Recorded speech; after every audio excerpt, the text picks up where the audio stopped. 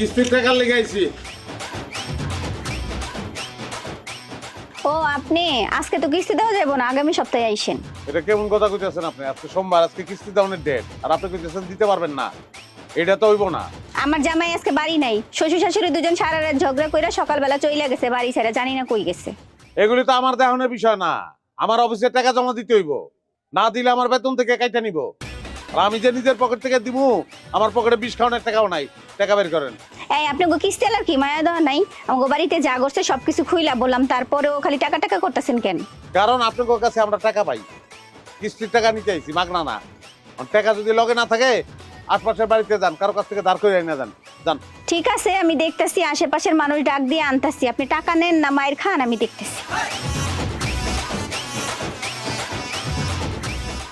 সর্বনাশ, কাগো টাকা দিলাম, টাকার বদলে তো মনে হয় মাইর কেমন।